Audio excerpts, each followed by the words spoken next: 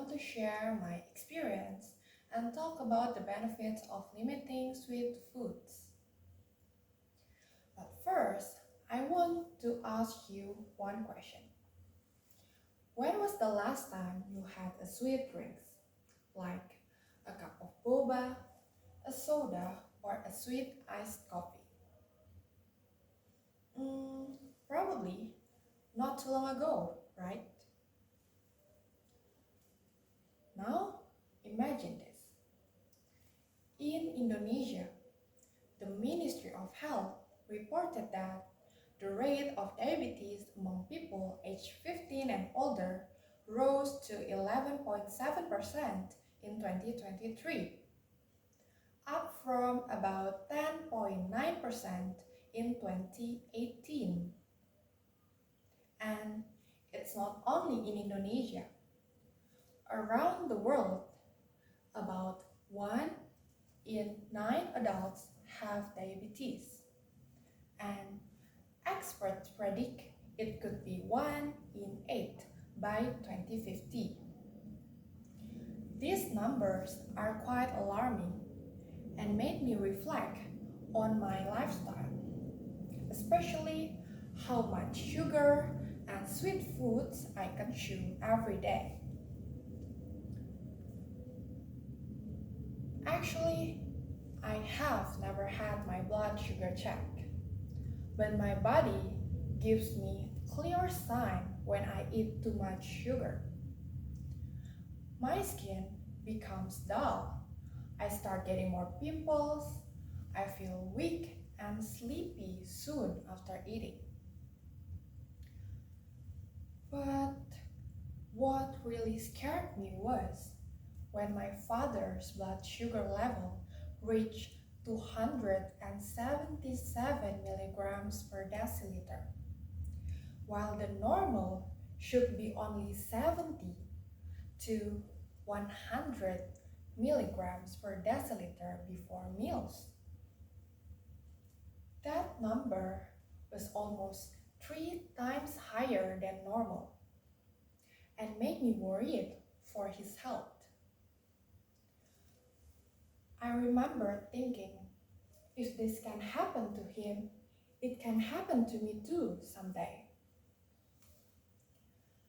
Seeing that was a wake-up call, and I realized I couldn't keep eating without thinking.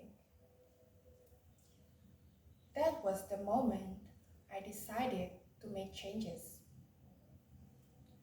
I started by reducing sweet drinks and replacing them with plain coffee like an Americano, limiting desserts to only a few times a week, and choosing fruits instead of snacks. And I also paid more attention to food labels and tried to avoid buying snacks that list sugar as the first ingredient.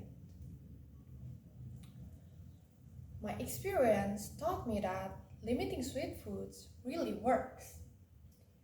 It gives me more stable energy, makes my skin healthier, helps me maintain my weight, and gives me peace of mind that I'm lowering my risk of diabetes in the future.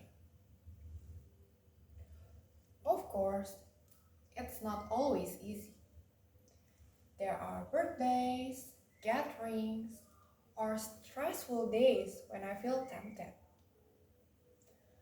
But I found that swapping sweets for fruits and practicing mindful eating helped me stay consistent without feeling deprived.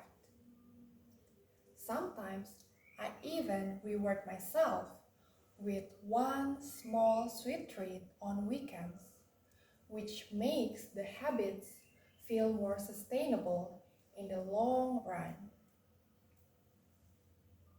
So, let me ask you again.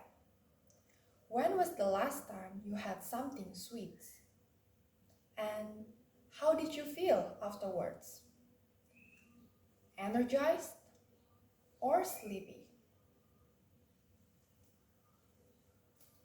The rise of diabetes across all age groups is a wake-up call for us to take a better care for ourselves. Limiting sweet foods might sound like a small steps, but it can lead to big improvements to our health.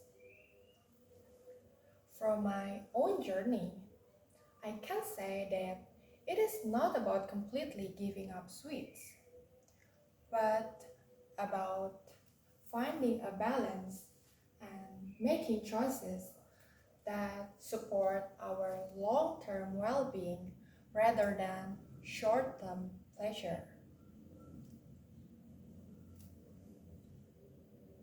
I hope my story encouraged you to reflect on your own habits and try small and realistic changes because even little adjustments can make a huge difference for your health.